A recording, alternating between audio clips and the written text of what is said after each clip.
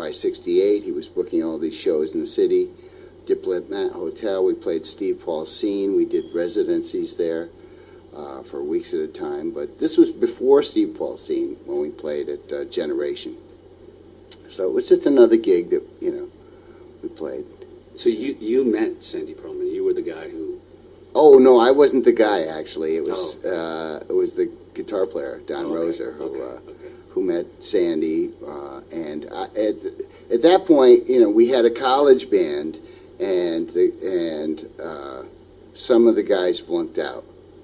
And I decided, because I was on the verge of flunking out, and I said, you know what, I want to be a musician. I've been, we found this college band, and it turned into the best band I'd ever been in, and it was like extremely popular. We made a lot of money. It was funny because I had like an athletic scholarship, and as my grades went down, finally I lost my scholarship, but I was actually making more money than my scholarship by playing gigs.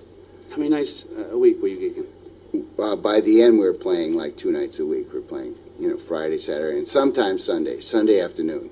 So we'd have like 2 to 3 gigs every week. And these are well-paid gigs. Yeah, and we always fraternity parties and stuff. So it was like good money, and we played all over the place, But we went from being this total sucky band, the freshman year, to being like the most popular band. And really it was because we decided we were trying. The first year we were kind of doing the same thing we did in our high school bands, just playing the best Beach Boys or Beatles cover that we could do, we decided we'd be different. We'd throw in some coasters, and stuff like that, and so we had sort of an eclectic set list, but it wasn't the kind of thing that the college students really responded to. So the next year we came back, and of course we'd been going to see, Muddy Waters and all these blues guys, so we came back as strictly blues band. And we improvised all the time, and it was a lot of blues stuff, and, not really too much slow blues, mostly up-tempo blues. Yeah. And the college kids loved it. We were just real popular.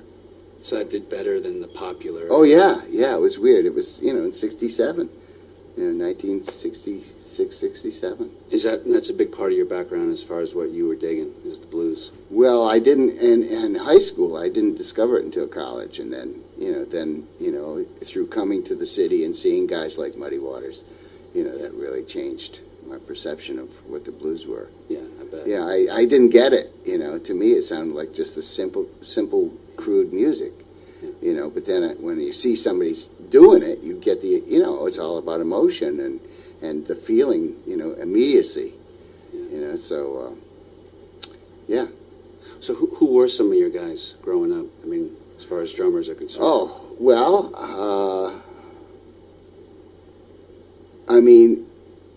my very first memory of drummers was, of course, this is very clear to me, and even now I get the feeling, it's when I see a parade, and I see parade drummers, and there's marching drummers, and that marching style, I still absolutely love it. This year I actually taught that in my class. I taught line drumming and stuff like that, and traditional stuff, and even though we don't have the equipment, we don't have a marching band or anything, but and the kids really liked it, at least for a little while. When I tried to take them to another level, it got to, oh no, are we doing this again? Can't we play the guitar?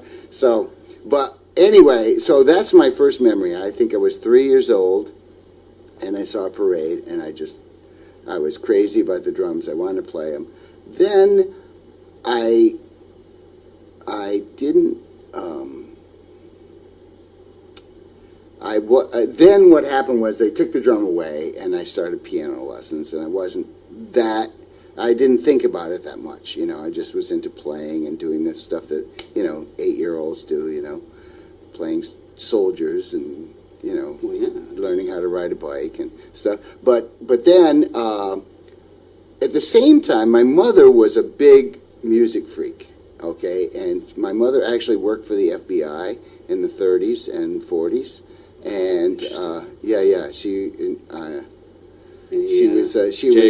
she was Tolson's secretary.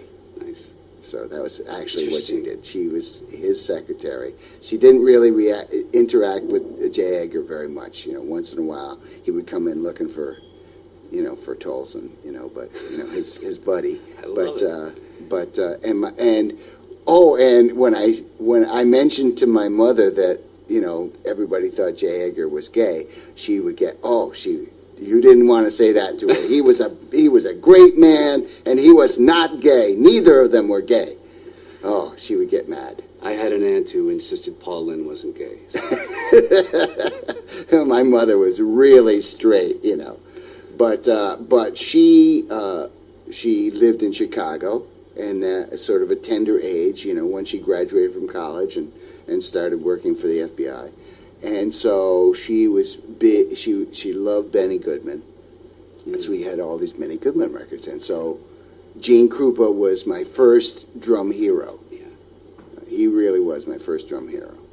Okay, and I still emulate him as much as I can. When I'm trying to draw inspiration, I've got to play a solo now. Sometimes I'll have an idea. I'll have a riff that I'm working on. Like I'll hear, the new Lamb of God, and I'll think, oh man, that thing that Chris Adler is doing is so cool. I'm going to learn that, and a lot of times these magazines they'll have transcriptions, like Drum or Modern Drummer, or any of these magazines. They will have transcriptions of guys like Chris Adler, who's happening right now. And so I just look at it, I read it, and it's like, oh, that's what he's doing. Oh, that's cool, and I know how to do it. He's slow, and so I'll come to a gig and I'll say, I'm going to do that riff. I'm going to, see, and, most of the time, most of the people don't, my audience, they don't know who that is. Right. Lamb of God, what's that? That's that. It's not even music. But, I'm a music freak. So if I have a riff that I'm working on, I will work it into my solo. But sometimes I won't have an idea, and I'll always go back to Gene Krupa. Is it swing as well? Yeah. Just kind of in general? Yeah, it's swing in general. Yeah, it's hard. I love to play with swing.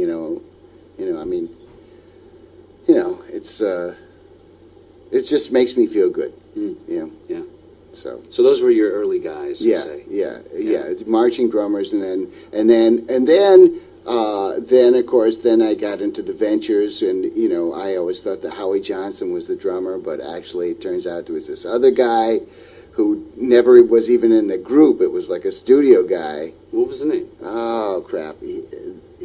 I don't know. He played on Walk Don't Run, which of course was radically different from anything else after that. It's like Walk Don't Run was like a straight field that had swing to it too. Yeah.